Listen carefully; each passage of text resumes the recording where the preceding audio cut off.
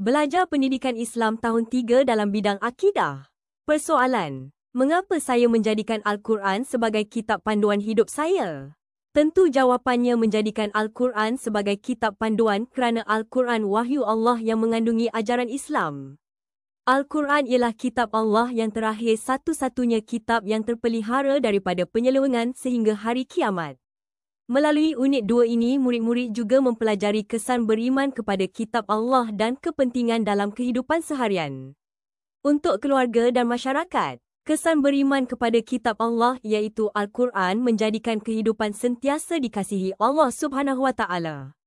Kita wajib beriman kepada kitab Al-Quran dengan belajar bersungguh-sungguh, berusaha memahami dan mengamalkan isi kandungannya.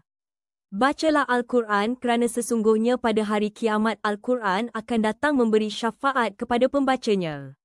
Maksud hadis riwayat Muslim.